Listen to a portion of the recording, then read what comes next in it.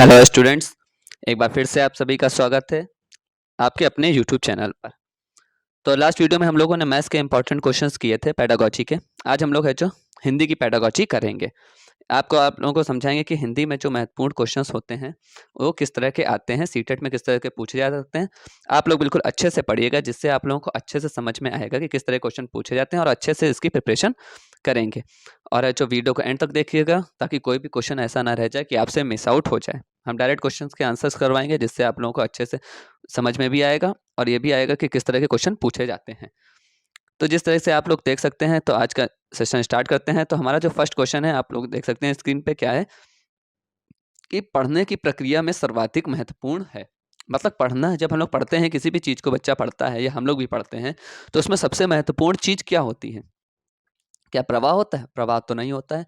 फिर सेकंड क्या आता है? अक्षर ज्ञान। अक्षर ज्ञान ही सबसे क्या होता है? महत्वपूर्ण होता है। क्या? जब तक हम लोग अक्षर को पहचानेंगे नहीं, कि अक्षर जानेंगे नहीं कि आ क्या है, बड़ा क्या है, छोटी क्या है, बड़ी क्या है, तब तक कैसे पहचानेंगे कि पढ़ा कैसे जाता है? तो सबसे महत्वपूर्ण ही चीज़ होती है कि क्या? पढ़ने की प्रक्रिया में अक्षर ज्ञान। अर्थ तो होता ही नहीं है और गति तो बिल्कुल नहीं होती। जितनी अगर तेज भी पढ़ना हो तब भी हमें अक्षर ज्ञान होना चाहिए, धीमे पढ़ना हो तब भी अक्षर ज्ञान होना चाहिए। तो इसका सीधा सा सिंपल सा आंसर है अक्षर ज्ञान। तो चलिए नेक्स्ट क्वेश्चन की तरफ बढ़ते हैं। अब हमारा जो सेकंड क्वेश्चन है वो आप देख सकते हैं, क्या लिखा है कि बच्चों को लिखना सिखाने में सबसे महत्वपूर्ण क्या है? बच्चों को लिखना लिखना हम लोग जो सिखाते हैं उसमें सबसे महत्वपूर्ण क्या चीज़ होती है? जब भी आप लोग सबसे पहले लिखाएंगे तो बच्चे को क्या, सबसे पहले तो उसे अक्षर ज्ञान होना चाहिए कि छोटा बड़ा है। उसके बाद क्या होता है, अगर हम लोग है जो लिखना सिखा रहे हैं तो उसमें उसके जो जो शब्द हैं वो बिल्कुल सही होना चाहिए, कि शाह को वो शाह बना रहा हो या सा को सा बना रहा हो। छोटा सही बना रहा हो, बड़ा बना रहा हो, छोटी सही बना रहा हो, बड़ी सही बना रहा हो। ये ना हो कि कहीं पे वो कहीं कुछ बना दे रहा हो।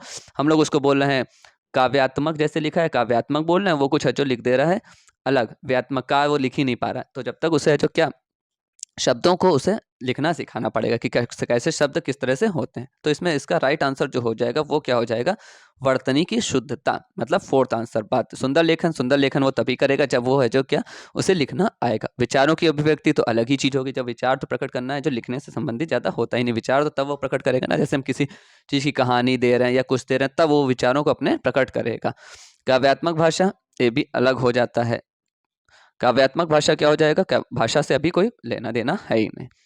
तो चलिए अब क्या, नेक्स्ट क्वेश्चन की तरफ बढ़ते हैं, जो कि हमारा क्वेश्चन नंबर 3। अब इसमें भी देखिए, क्या बच्चों में भाषा सीखने की क्षमता, क्या भाषा सीखने की जो क्षमता होती है वो बच्चों में कब से होती है? तो बच्चों में भाषा सीखने की क्षमता हमेशा जन्मजात होती है। ये बहुत ही इंपॉर्टेंट क्वेश्चन होते हैं। इस तरह के क्वेश्चन आप लोगों से अक्सर पूछे जाते हैं, तो इसे आप लोग अच्छे से जो बिल्कुल पढ़िएगा कि बच्चों में भाषा सीखने की क्षमता कब से होती है? जन्मजात होती है। वो जन्म से ही बच्चे भाषा सीख जाते हैं।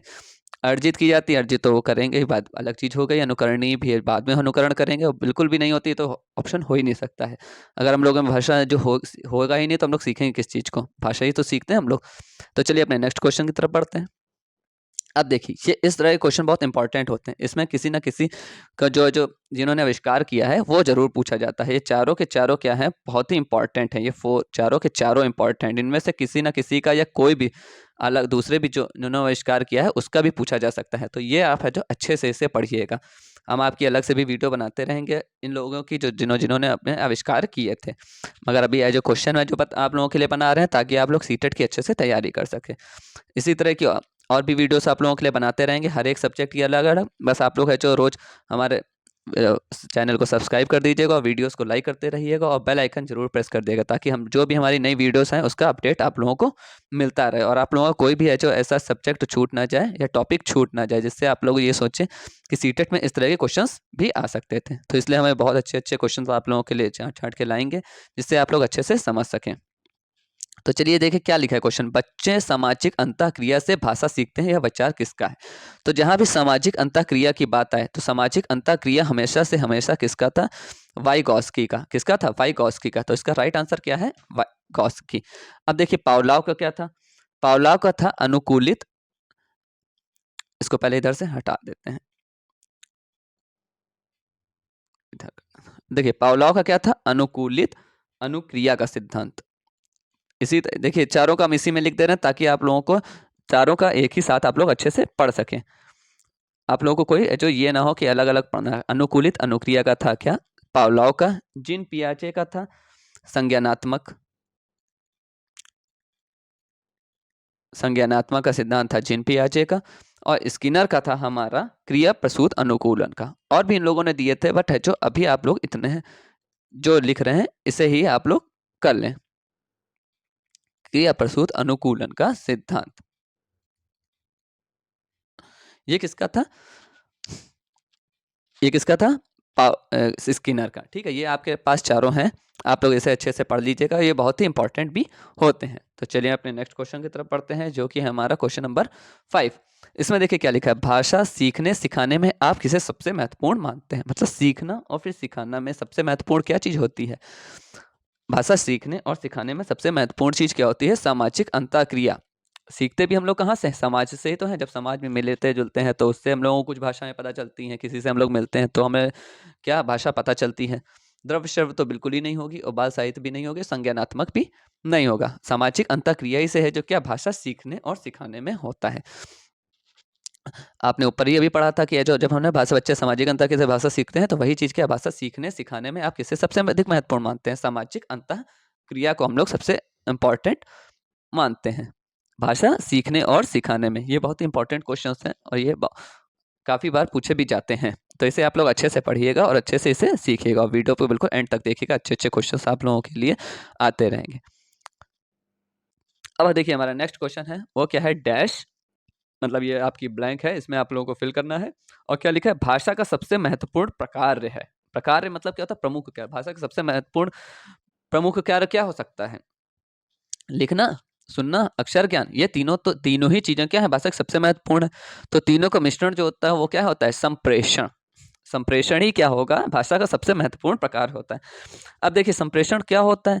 संप्रेषण होता है, एक होता है, पहला पक्ष होता है प्रेषक जो संदेश भेजता है, दूसरा पक्ष होता है प्रेषणी जो संदेश क्या प्राप्त करता है। तो वही क्या हो गया? तभी तो सबसे महत्वपूर्ण क्या, हम लोग जो बोलें किसी को वो समझे भी हो, वही से हमें तभी तो आंसर दे, तभी तो वही चीज हमें क्या होगा? भाषा का आदान प्रदान भी तो होगा। तो भाषा का सबसे महत्वपूर्ण प्रकार क्या होता है? संप्रेषण।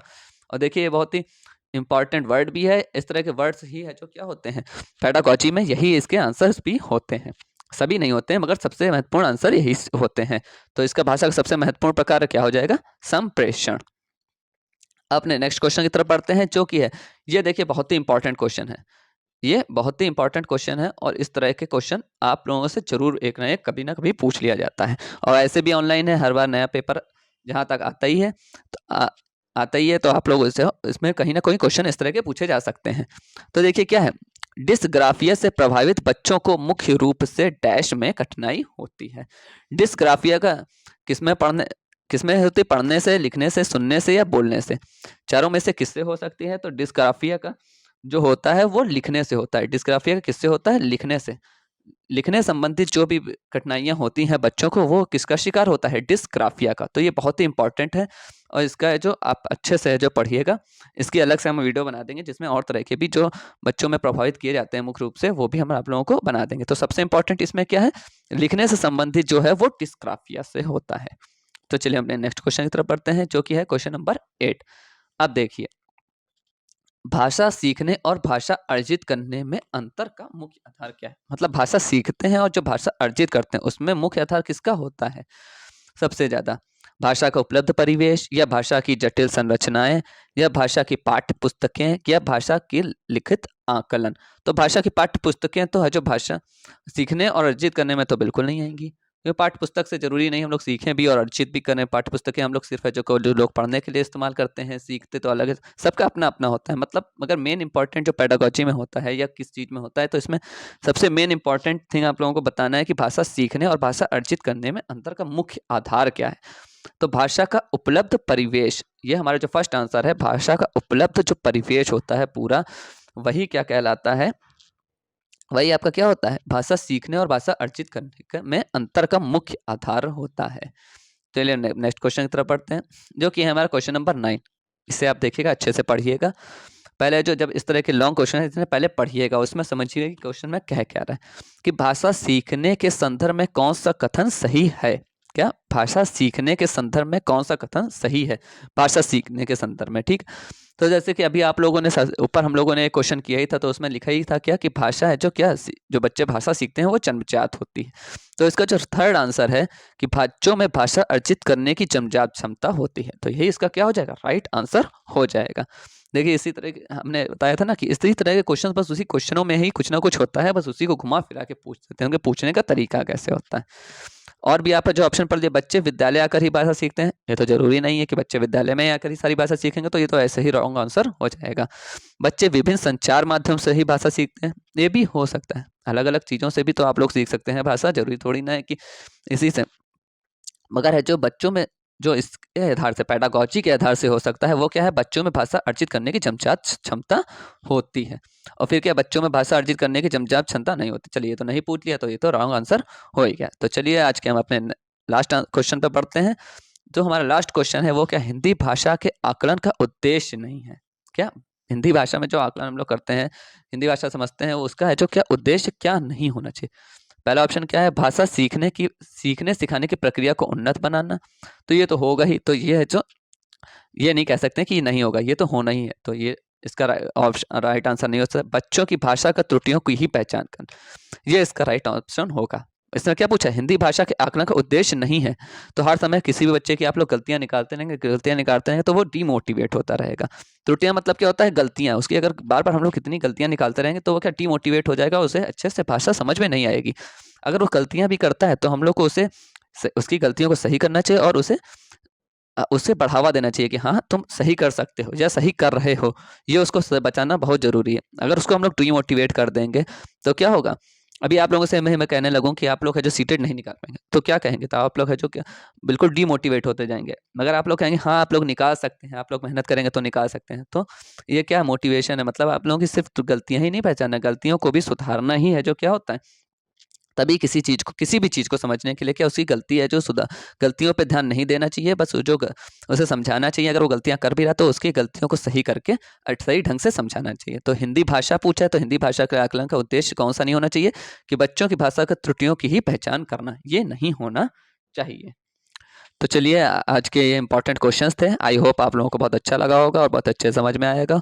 तो जो भी बच्चों के जो भी अगर आप लोगों को अच्छा लगता हो तो आप हमें कमेंट बॉक्स में कमेंट करके बताइएगा। और आप लोग ये भी बताइएगा कि किस टॉपिक पे आप लोगों को सबसे ज़्यादा वीडियो चाहिए, और जो अगर हमारी कोई त्रुटियां भी हैं या गलतियां हैं तो आप उसे भी अच्छे से समझा सकते हैं और आप हमें समझाते रहिएगा। तो आज की वीडियो यहीं एंड होती है। कल हम आप लोगों के लिए एक और नई वीडियो के साथ आप लोगों के साथ जुड़ेंगे।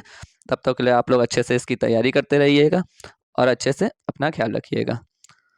Thank you so much.